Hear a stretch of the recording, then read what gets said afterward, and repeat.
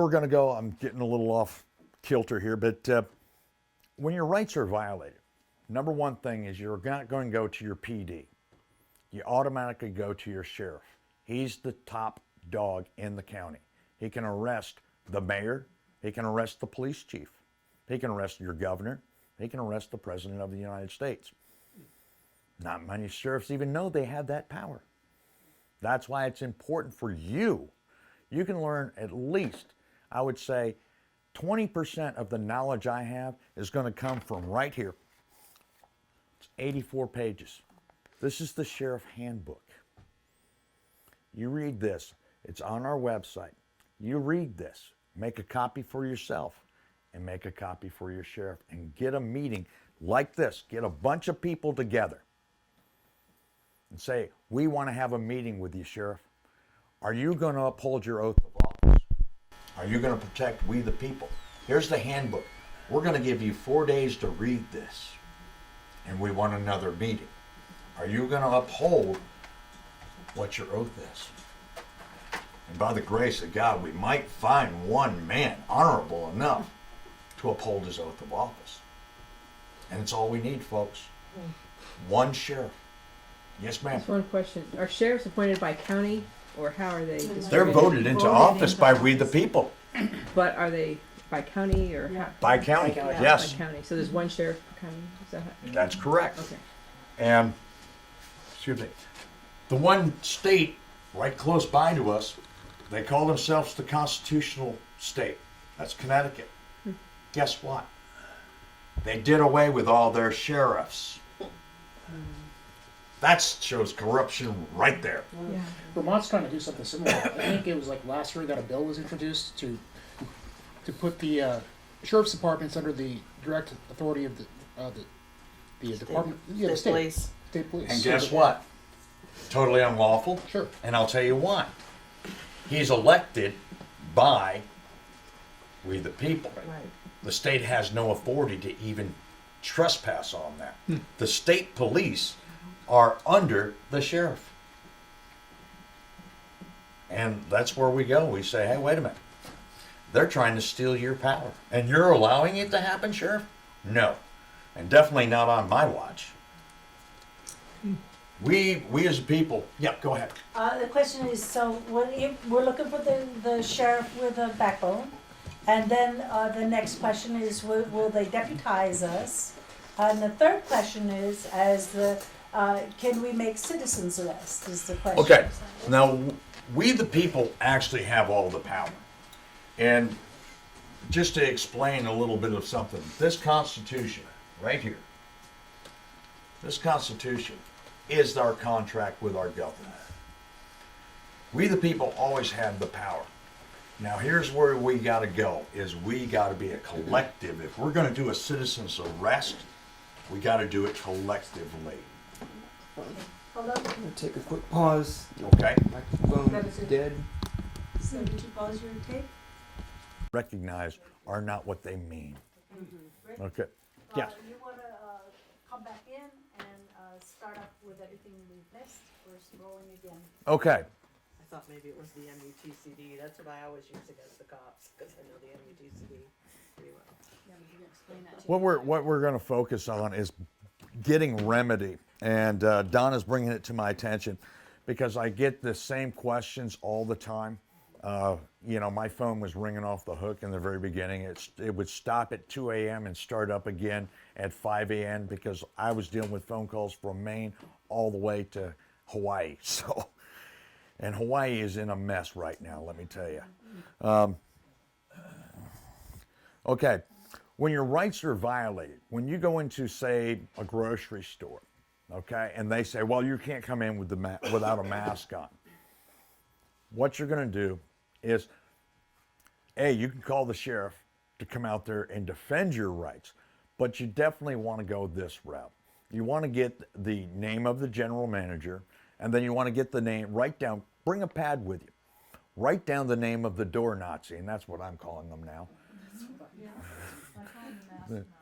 Yeah, the door Nazi that's saying, oh, you can't come in without a mask on. Well, you're in total violation, and this is where you start. You're in total violation of well-established law. This is what I'll explain to them. The 1964 Civil Rights Act is well-established law. This mask mandate has never even gone through legislature. And you're setting yourself up right now to be cannon fodder for your boss. And right now, I'm going to take your name and I'll file charges on you if you discriminate against me. And see where they say on that. You might want to bring your general manager down here as well. Go get your general manager. When he comes down or she comes down, get their business card first off and then explain exactly what I just said a moment ago. You're discriminating against me, and I'm protected under well-established law, the 1964 Civil Rights Act. Any act of discrimination against me is a crime, and you can be arrested for it. Do you really want to push it? Following these false mandates of a governor that has domestic terrorism charges against him? Because he does. I know. I filed them. The only problem is the court systems are holding it up. They're stalling because they can't get out of it. They don't know how to handle the situation because it exposes all the government fraud. And if you go into our mass tort claim, which is in there as well, you'll see a copy of it. And it's got point by point by point going all the way back to 2005. So definitely look at the mass tort claim. Show it to them. Your governor, we're just waiting for an indictment. Yes, ma'am. I can't even walk into my co-op that I belong to. I'm a member, and I just messaged the manager yesterday about not being able to come in, which is against my rights, with a mask on, and she sent me back this generic little response, and they're going to discuss it at a board meeting. Well, How do I handle something say, like I would that? like to be present at the board meeting. Well, it's a Zoom. Well, fine. Yeah. Explain to them what you're doing is a clear violation of well-established law. Law that has gone through legislature clearly shows that you're discriminating against me for my religious conviction. I refuse to commit suicide because wearing that mask is clear enough suicide. All you have to do is read the label on the box. It tells you. And it says it protects you from what? Nothing. Dust, dirt. You know, you might want to wear one of those, what is it, the R95 or whatever, the top of the line mask.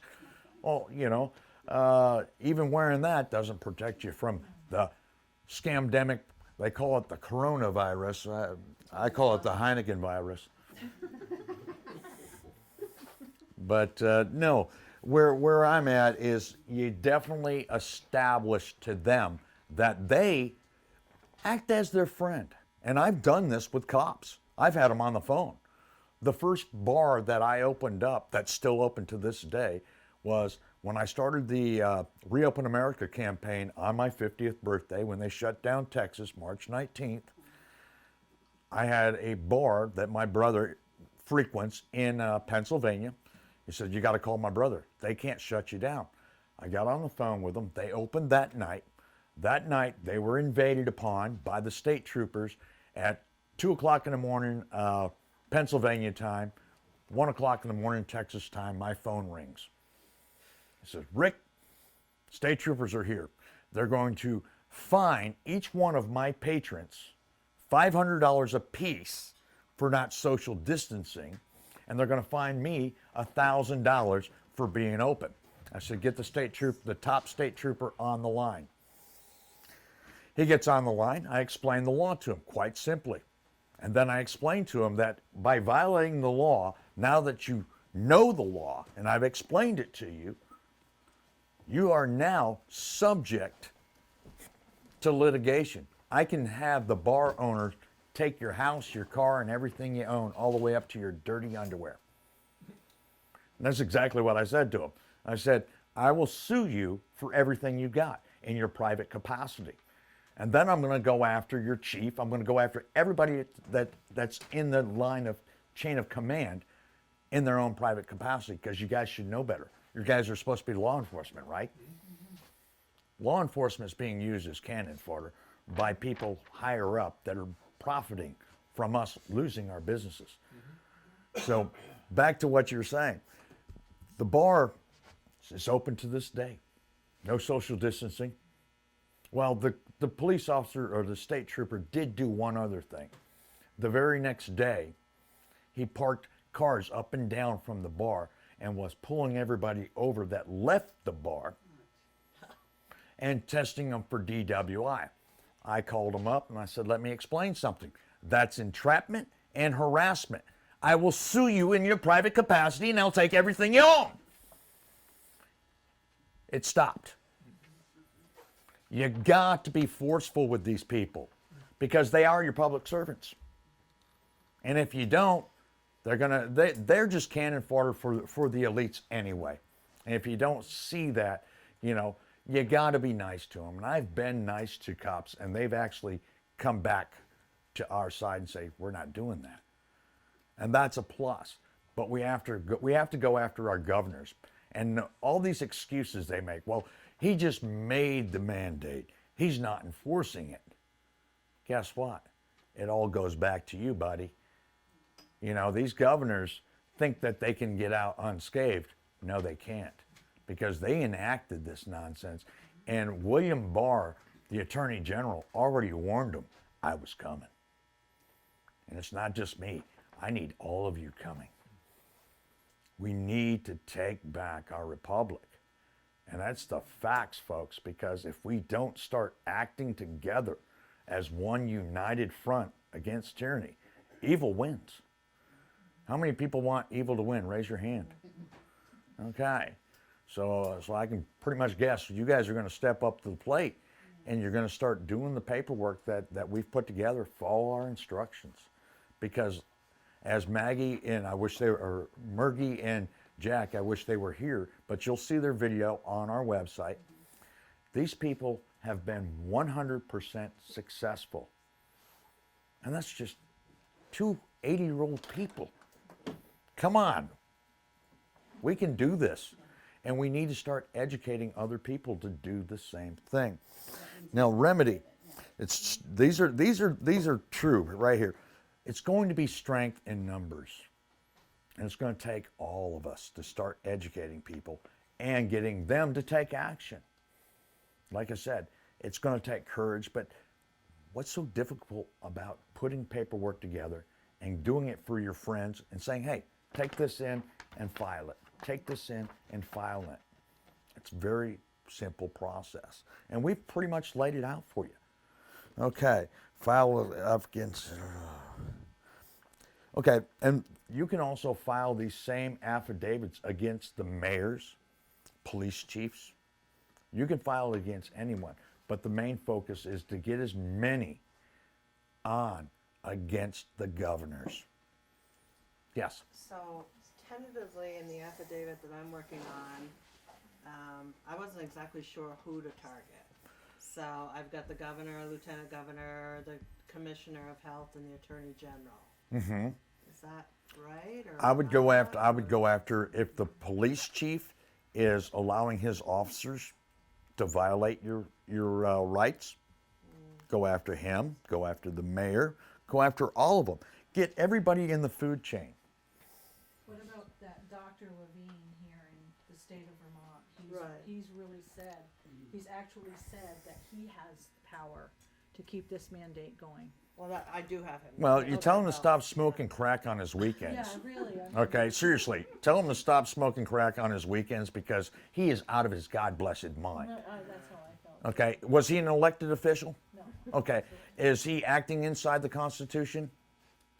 I don't think so. Just today in the governor's press conference, I caught like the wrap up of it, and they said that everything was going to stay the way that it was until a vaccine came out.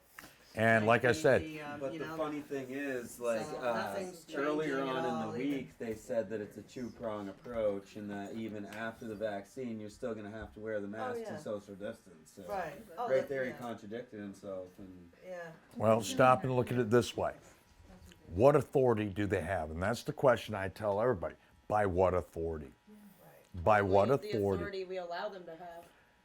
If we govern by consent, okay? We're governed by our own consent. If I don't consent, I'm going to ask a judge, like I said earlier, okay, by what authority? Where's your jurisdiction?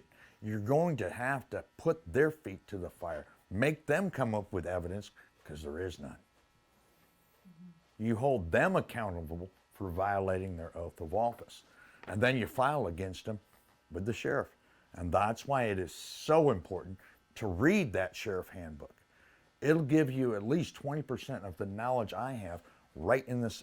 It's only 84 pages, but it is chock full of information. And the next thing you need to get yourself versed in is the Constitution. And then you have the Vermont Constitution, which is a very powerful document. Learn this.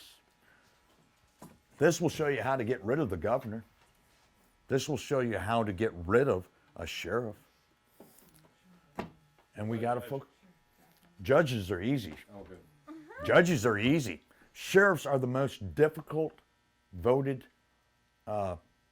public servant to get rid of. Right, because judges are appointed. Well, no. Judges, some are appointed, but some are voted in. However, with that position, it's easier to get rid of a president than it is a sheriff. So that's why you guys got to start getting petitions together for recall. Get 100 signatures together. You guys can start one right now, all together. Get a petition against the sheriff. That's just a leverage tool. When you set that down with the sheriff handbook and let them know, we're going to hold your feet to the fire. We're expecting you to protect our rights. Stop letting other government pinheads violate our rights. And we got to be one unit. And think about it. Remember I was telling you earlier, if all of us groups, these patriot groups, start getting together, having more meetings, and more people start filing the paperwork, we flood the courts with the paperwork. And then we have bad judges, we go after the bad judges as well. And what we do is we stand up, and anything that he says that's outside of what we want, it's a void judgment. We go to another judge and we have him recuse himself. And I see you have a question back there. I just wondered if in the sheriff's handbook, are the forms laid out there? So if we want to have a redress against or a sheriff, is there a sample form that? What you're going to find is the petition is going to be on our website, and that's going to be constitutionallawgroup.us. You're going to go to resources and then the take action, and I think there's more. Underneath the sheriff handbook is a Yeah. sample of a recall for a sheriff. But what Rick said is a great idea tonight, even if somebody gets a blank page of paper and just have you print and then sign it, and you can use that for your first petition. You've got 25, 30 people here. What would the topic say? This is a petition. Petition to recall Sheriff whatever his name is. And we've got sample on the website. Right. So. Yeah, we've got samples on there. From different counties? Is that a problem? You You gotta do your own county. you're going to want to stay in your own county. Like if there's two counties And here, then do two the pages. reason for recall is the reason you're going to do recall on your sheriff is dereliction of duty. And that is the bottom line. Dereliction of duty. He is not upholding his oath of office, and he is not making an arrest of a criminal who is your governor, who is acting in treason and sedition against the American people or the Vermonters. So So are you actually suggesting that if we, like I'm in Franklin County, if I reached out to Sheriff Langevin and he said, no way, I'm going to help you out, that we threaten him with a petition of recall? yes, Yes. you bring it in and says, listen, these people, he can, I don't care. I mean, Clinton was a nice guy, but he practically destroyed America.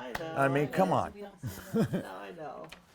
See, that's the hard thing about living in Vermont, because we have that. You know sort of- people so much. You know, we're so connected to each other. Right. But think about this. We're at war. I want you to focus on this. We are at war for our survival right now. Yes. But I'm a The whole scamdemic came in as a Trojan horse to bring on the economic collapse of America. And if you can focus in on that, how many people have you known that have died of COVID-19? And we already know that the numbers have been skewed forever. And why in the world, with Cuomo, and not only Cuomo, but several other, Wolf, Murphy, put infected people in the most vulnerable place of other people being infected in the nursing homes? That is outright murder. And not just that, but I don't know if anybody else has noticed this, but even our medical personnel have been coming in from out of state. They have a person at NVRH right now that has come in from New York City into that, and that's the person who checks you out when you go into the lab. She's from New York City. Now they've been placing people and taking our nursing staff and putting them into New York City. I know 2 nurses who have been taken from our hospitals and put into New York City. They are trying to spread this if this is real. That's exactly correct. They are trying And then to they're spread putting it them, into areas yeah. that are not, that are good. And they've been doing this for months. correct. And what you've got to realize, we the people, especially when we get our eyes open, we are the enemy of the state. And if you ever seen the movie with Will Smith, and you'll see, the government is not for we the people. The government is all about profit. It's all about profit. I'm actually wondering, wouldn't it be much simpler to, instead of going through all this court drama and stuff, to basically let the governor know that there are people meeting as we speak who try to basically overthrow him if he doesn't end the damn lockdown? He's already overthrown. The seat is vacant. The seat is vacant, has been vacant the moment he violated his oath of office. That's why he needs to be arrested, because he violated his oath of office and he's acting as a domestic terrorist. That's what we got to relay to our sheriff. And if you don't do it, you're complacent and we don't need you. Because you're not doing your duty. You're not protecting we the people. That's your first priority. I was kind enough to bring you a sheriff handbook to make you aware. I want another meeting in 4 days. I want to discuss this book. I want to discuss your oath. Are you going to uphold it? Hold his feet to the fire. We already have a petition here to recall you if you don't do it. And I'm going to submit it if you don't read that and uphold your oath. It's that simple.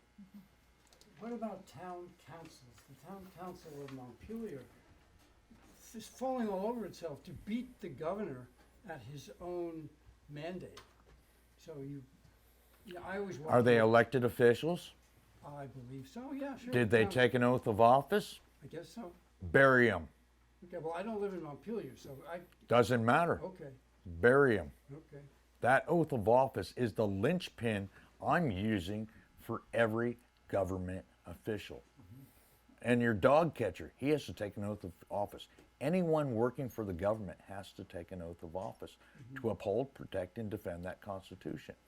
You start an affidavit of truth against them, and when they don't rebut it, that unrebutted affidavit stands as fact and law. And when you submit it to the judge to rule on it, you don't even have to go to court. He said this is, and it's got all the directions on how to do it correctly in our website. Judge has to rule in your favor. Why? An unrebutted affidavit stands as fact and law, and they cannot rebut it. If they try to rebut that affidavit, they're going to perjure themselves. And that's just the way we set it up. Is an act of perjury, you're going to get a maximum of 10 years in prison. Do you really think they're going to answer it? They know they can't. So it's a tacit agreement that everything I said or we say in our affidavit is fact. It's a tacit agreement. What if they didn't take an then they're not even supposed to be in office. You can do a FOIA request, and that's freedom of information, okay? And you go to the county clerk or district clerk, and you file and say, I want to know, I want to see their oath of office. You know, the majority of judges didn't even do the right oath.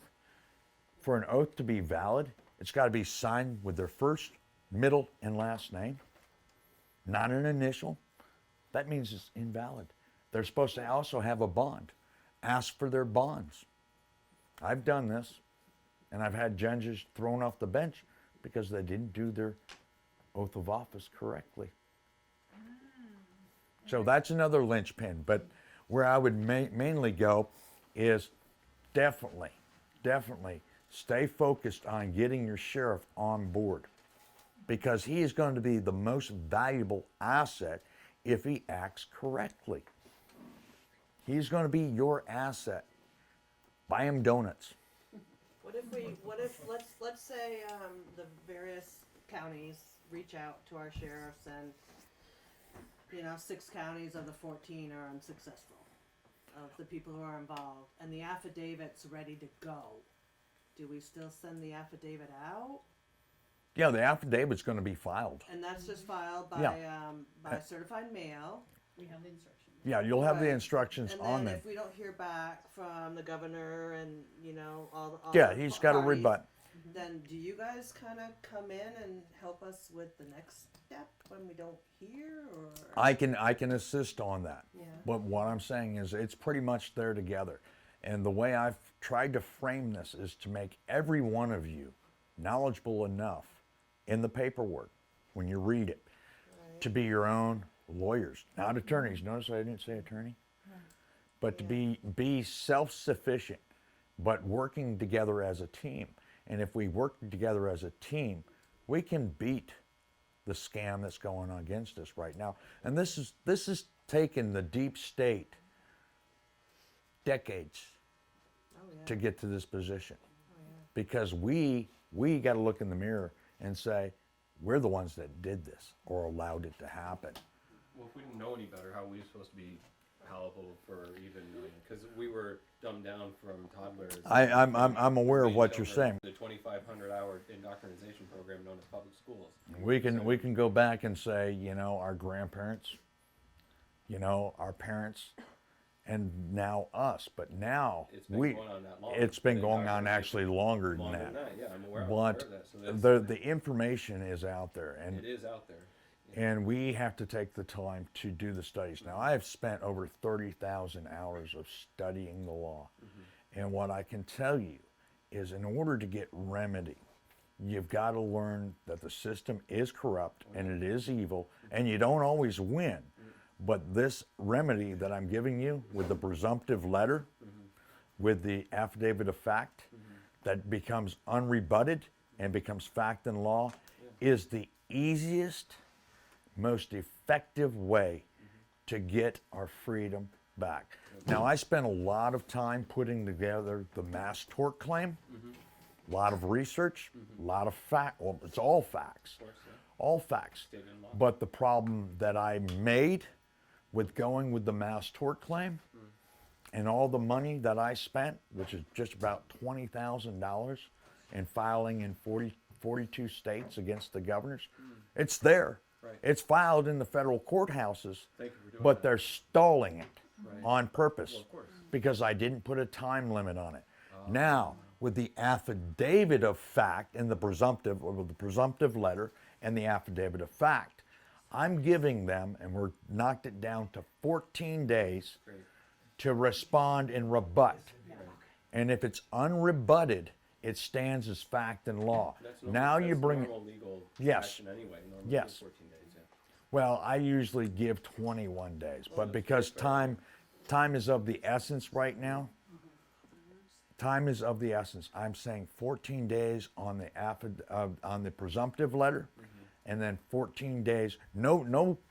Once that 14 days is up, boom, hit them with the affidavit of fact to be rebutted.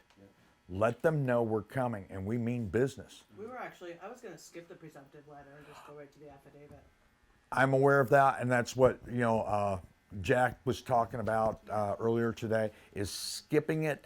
If I'm going after the mayor, I'm going to put the presumptive letter in. But if I'm going after the governor, I'm going to bypass that step. Okay. But if I'm going after the mayor or the police chief, I'm going to put in the presumptive letter. Let them know I'm giving you an opportunity to correct the path you're on. And do the same thing if you go after the sheriff, go after the police chief, do that. But I would definitely have letter with 100 names on it saying, if you don't act in our behalf under your oath and under the sheriff's handbook, we're going to submit the petition for your recall.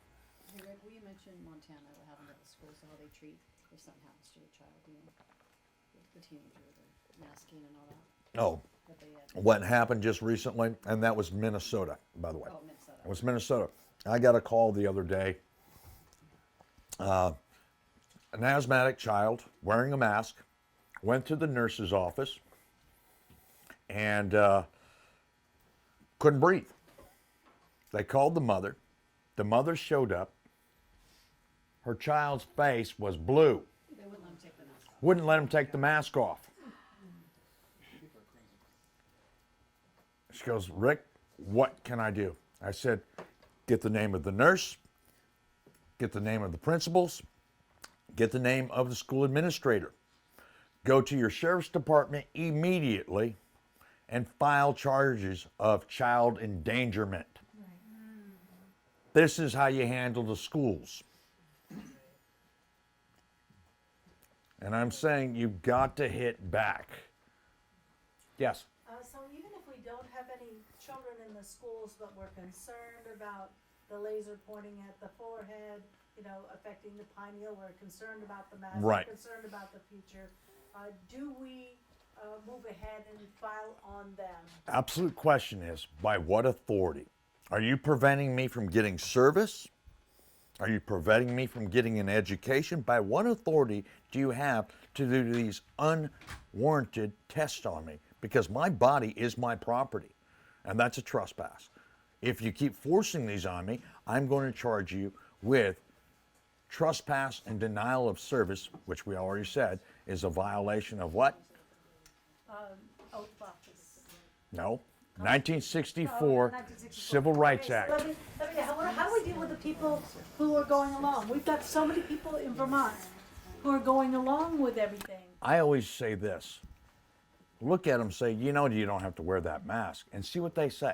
If they're negative to you, you show the way you handle it is you shame them now, because they're trying to shame us into compliance. Well, that ain't gonna happen. I'm a 75th Airborne Ranger Special Forces Lieutenant. You're not gonna shame me into doing something that takes away my health. Not happening on my watch. And I'm trying to tell people, listen, these orders are bogus. And as a soldier and an officer, I have the duty to disobey false orders. Just like any of the Nazis are like, well, we were just following orders, but you all hung the same, didn't you?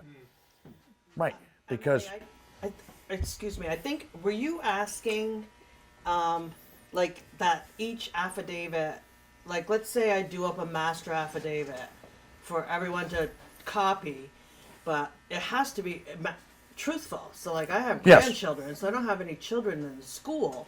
So, therefore, I can't, in my affidavit, make any mention of the school affecting me, like maybe Shylo or some other. Is that what you meant, Emily? Like, I we did mean we that. don't I have. did, as our authority as people, you Oh, know, we're beginning to step right. into our concerns to Right. restore the Constitution and our rights. Right. Well, Right. it affects And you, it would affects the we- community. It bothers Yeah. Would I be So- overstepping my personal authority if I brought a Yes, presumptive letter I and an believe so. affidavit against my school district where I don't have any children? okay, I would say that I would educate the parents on how to protect their offspring. And I hate using the word children. Whenever you're in a courtroom, you're dealing with custody cases and stuff. It is your biological property. It is your offspring. Get rid of the word children. But think of this scenario, if you knew that an offspring was being abused, my responsibility to report it. So if we Right. know that there's So a child endangerment at the school and that- yes. the mask is causing hypercapnia, hypoxia, all of these things that can happen to them. don't you Staph think- infections Yeah. in and Dental outside the mouth, problems, dental problems. All of that, that's child endangerment. They That's- just that's- passed Yep. that law in the state of Vermont that if you know a child is being abused, you have to report There you go. There you go. This Use the mask law. is abuse. Use the law in your favor. They just passed that. I went There to a you go, meeting use of it. our school nurse and Mhm. principal, and they swear, because they've read at the CDC or something, that there's absolutely no harm done by a mask. And that's a nonsense lie that we can actually rebut. And once we rebut it with evidence, okay, they're done.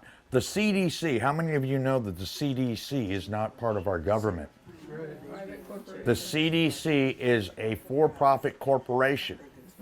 How many people are aware that Bill Gates invested over $1 billion on these vaccines in hopes of making $128 billion in return?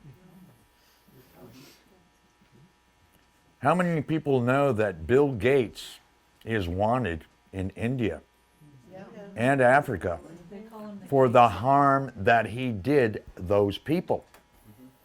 Now we're going to let this moron, who did not actually start Microsoft, how many people know that one? Yeah. He bought it from another guy for $58,000 and then threw him under the bus. Yeah, brilliant guy. This guy is nothing but pure evil. Bill Gates has a high school education. That's it. Well, his dad was also a lawyer for Planned Parenthood. No, And he was the president. Oh, the president. He and was the- well-known eugenicist. Mm-hmm. Yeah. So Rick, let's open it to Q&A maybe. Okay. Is there law for malfeasance too? Is that something we should? That's when you cause harm by your office. Mm-hmm. Is that Yes, but you have dereliction of duty, you have malfeasance, criminal neglect. If it caused harm and you knew about it, that's criminal neglect. There's so many charges. And if you read the sheriff handbook, you're going to see so much stuff. You're going to learn more about the law than you've ever learned just by reading the sheriff handbook. It's 84 pages. Oh, absolutely. That's what makes me deadly. And I read the Constitution. That's another thing. Because once you start learning the law is there to protect us, not injure us. I've had more conversations, and my brother, who's the U.S. Marshal now, thought that I hated cops. I've got more cops that come up, and she'll tell you, I've got sheriffs that come up and hug me all the time and thank me for what I'm doing. Because they're like, we didn't know where to go. We didn't know how to act. And it's like, here you go. I'm here because I want you to do your job. I'm tired of you not doing your job. And we have to really band together and say, Sheriff, we'll support you all the way. You arrest that governor, you're never going to lose your job. You're going to be in office for life. You tell him things like this. Build his ego up. Be our hero. And this is an opportunity for them to really shine. Rise to the opportunity. Absolutely. Yeah, yeah. Because, you know, one of the hardest things. Communities that they pledged and they Yeah. went to get votes for. Mhm. That they walked the streets during their 4th of July parades, during their Labor Day parades, and they're out there campaigning to get those votes. And he will get those votes if he does the right Absolutely. thing. Absolutely. Because, you know, God's going to shine on the man. That's what I'm going to say. God's going to shine on the man because he's not only going to be a local hero, he's going to be a national hero. Yeah, that's right. I mean, I don't know, anybody in here know who Sheriff Richard Mack is? I've heard of him. He's got a great video. It's great. Yeah, he was one of the first sheriffs that I brought in. I'm also a member of Constitutional Sheriff and Peace Officer Association. And I've known Rick Mack since, I'd say, around 2009. And him and I have known each other and discussed things. He was the guest speaker for our first conference that we did in Snohomish, Washington. And you guys might want to check that out. That is on our website. And she was with me as we're taking him back. His flight was leaving at 3 o'clock in the morning. I paid for his airfare and lodging to come up and be our guest speaker. And we had to get him back to the airport at 3 o'clock in the morning right after the conference. So that was really rough. But the hour drive that we had going back to the airport, he learned more law in that hour drive than his whole career in law enforcement. He's like, Rick, I don't get, how do you go after these corrupt judges? How do you not get arrested? I said, Rick, I've been arrested many times, but they always buy me a new car when I get out the next day. These are the facts. You got to hold them by their oath of office. And that's the same thing with any government official. You want remedy? Hold their feet to the fire. Bring them into the court of record. If you remember me talking before, never answer questions by a judge. Ever. And she wasn't here. She looked at me and go, what? Seriously, that's how you get yourself in trouble. They cannot hold me in contempt because I'm asking for clarity. Judge, are you going to honor your oath today? Well, yeah, okay. Is this a court of record? They don't like that one. Yes or no? You've got to constantly stay on the attack. And what I mean by that is constantly keep him on the defensive. Ask questions of him. And that'll keep you from being held in contempt. Because all I'm asking for is clarity, Judge. You're going to hold me in contempt because I'm trying to clarify whether this is an Article 1 or an Article 3 court? Is this a military tribunal under maritime and admiralty law? Is this a common law court under Article 3? Which am I dealing with? What jurisdiction am I in? Okay, what evidence do you have that I committed a crime? Is there an injured party? Where's the injured party? And then when the prosecutor starts doing his opening statement, first thing I always do is object. Objection. Well, Mr. Martin, what are you objecting about? The prosecutor's testifying and he doesn't have first-hand account witness. He's not a first-hand account witness to a crime. Well, he's just, it's all hearsay. Objection. I do that and that throws a judge right off and the prosecutor because the prosecutor automatically assumes he's going to give his opening statement. Right. How can you make an opening statement if you're not a first-hand witness? That's all hearsay. And I'm not going to let it in court. I'm not letting it on the record. I never really thought of that way. Think of it that way. You've been watching too much court TV. Yes. How do we sign up for that hour drive? The hour. We're gonna get some videos. And don't Yeah. the sheriffs have the handbook? You drive into the airport. Yeah, can I, Why yeah, how aren't do we they get in the back reading it? seat? Can we ride along? You got any of those, just let me know next time. You got any openings? We're going to try to get some more videos up, and as you guys probably already heard, they tore down our website. They tore down my got YouTube Suburban? channel. You got plenty of space? Yes, sir. I just wanted everybody to know I've put together a 68-page website called Unlock Vermont. I haven't launched it yet, but I want to follow up with both these people, and I've already contacted them Yeah. to try and be a local Vermont resource for crystallizing all this legal dialogue. So Right. there's a place Yeah. to come, and everybody who has a different piece of the pie Right. and different knowledge gaps, we all need to come together and do all these things. And if we have spaces that we don't know, I want to be able to have either by video or by whatever, some sort of local resource, whether it's a pool of resources, so people don't feel alone. People don't Absolutely. have to We'll battle work with him. whatever. Okay.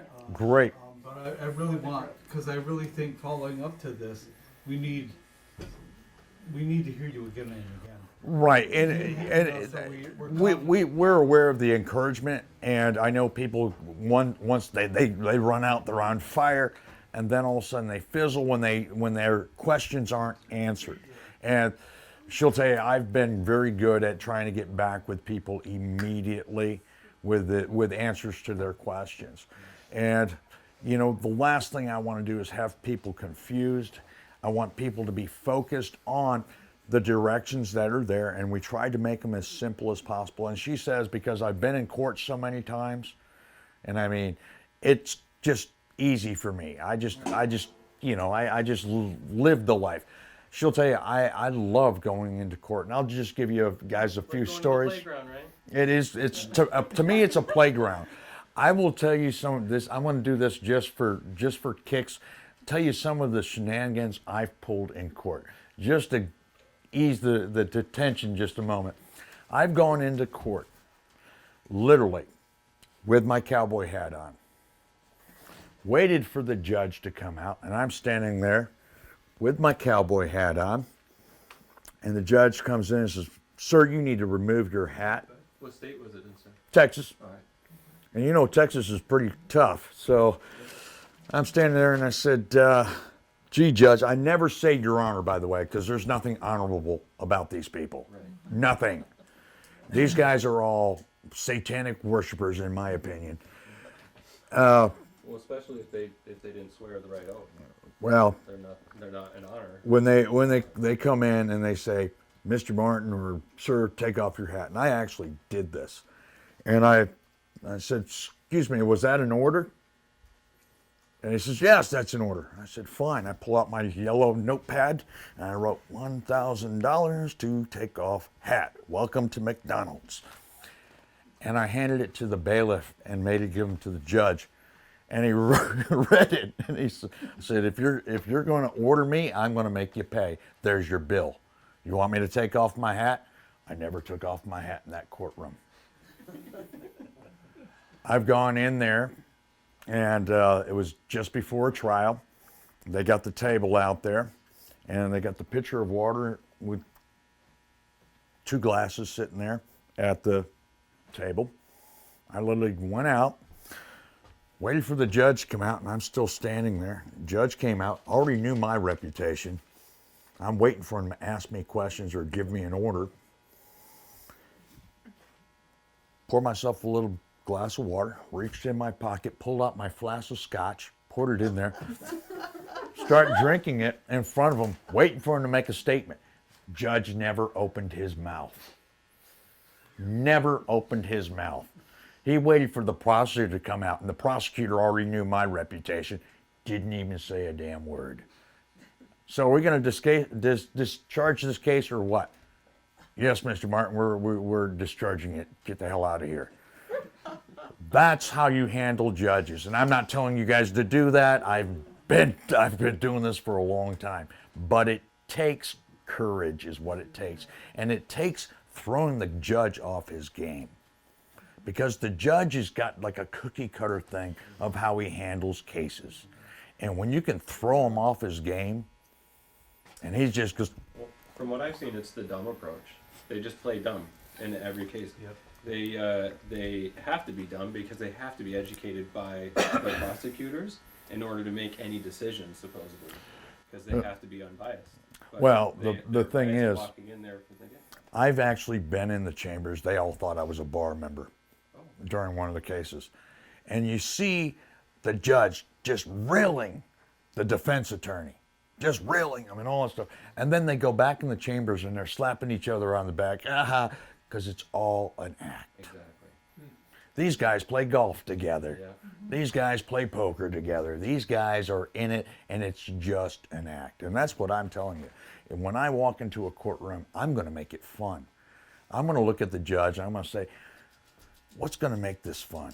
Irritating that guy up there. And I'm going to do everything I can to irritate him. And I'm not telling you guys to do that. Because when I can get him off his game, and when he can start getting scared, I've turned the tables on him.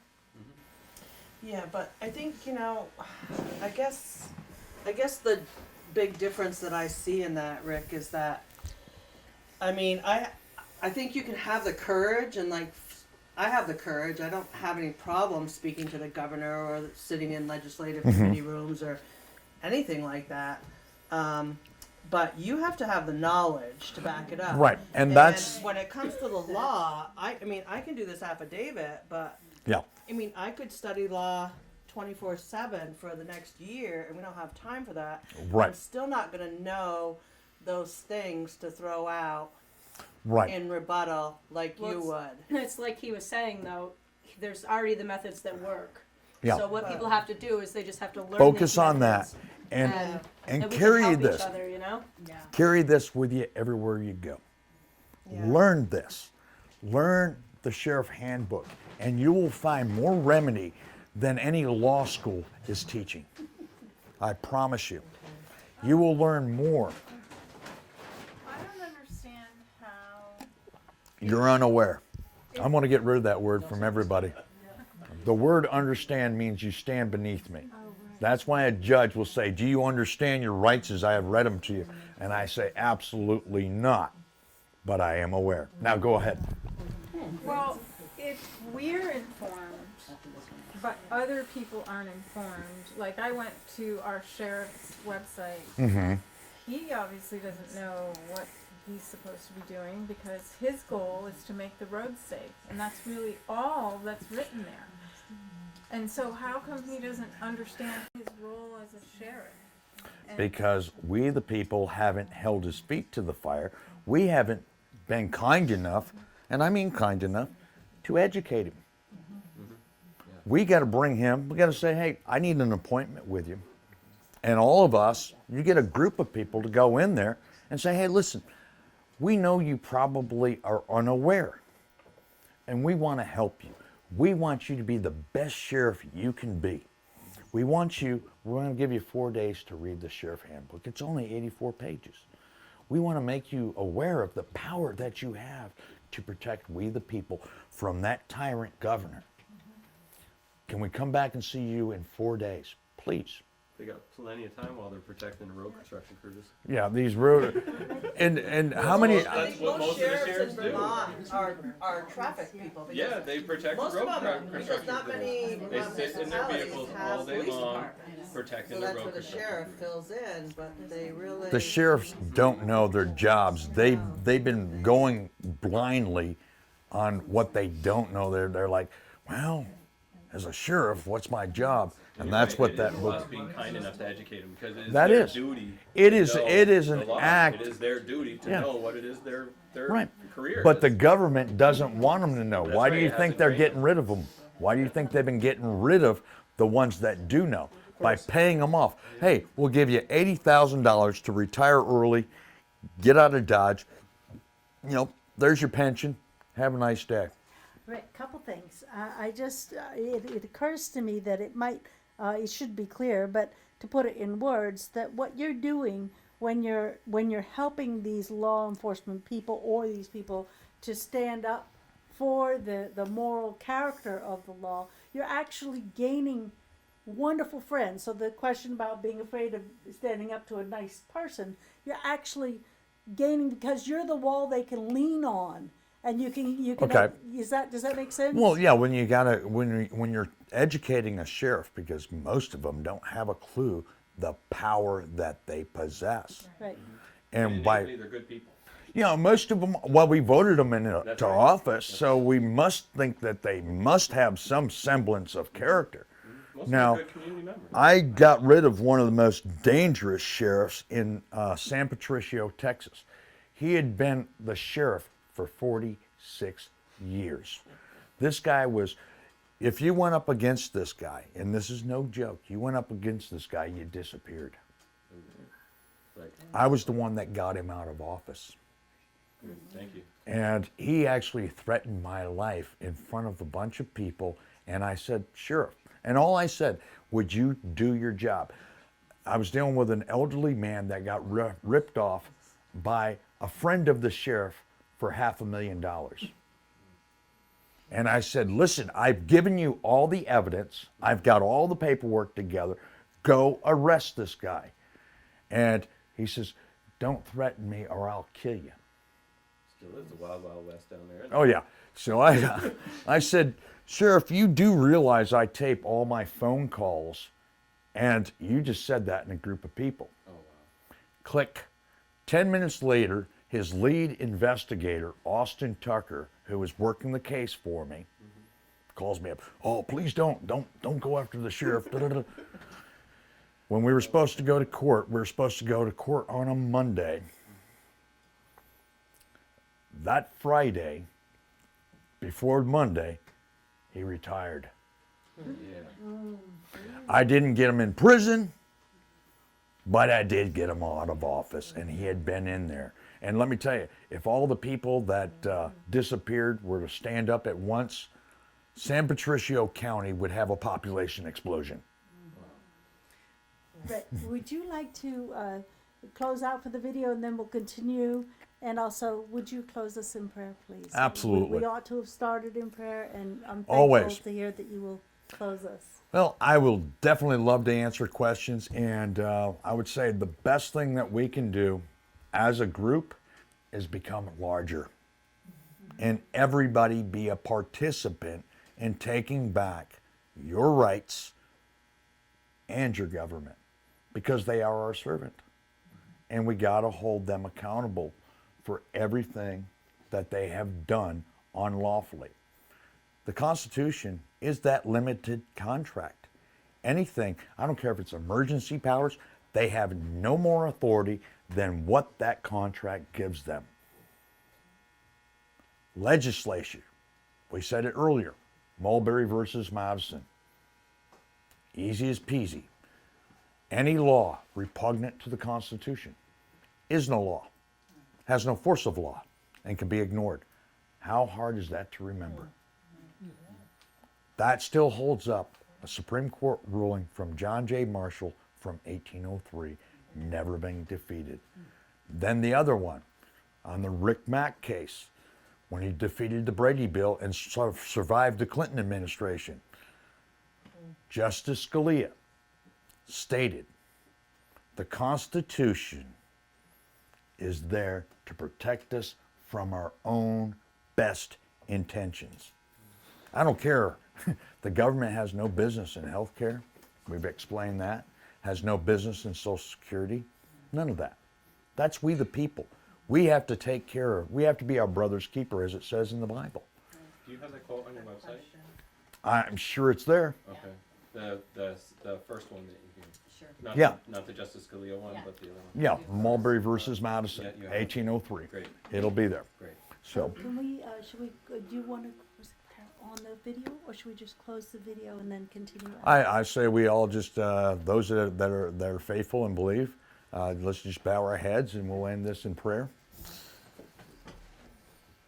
We thank thee, Heavenly Father, for giving us the opportunity to be amongst each other, to learn, to listen, and to take action, to do what's necessary, to be courageous, to stand against this tyranny and take back our nation, that one nation under God, indivisible, with liberty and justice for all, and not just a few. Heavenly Father, we thank thee to be here and assemble in your name, and we thank thee for all the trials and tribulations that only build us stronger as a nation. And we pray that you'll look after us and guide us with your wisdom and your patience. We ask this in Christ's name. Amen. Amen. Thank you. Thank you.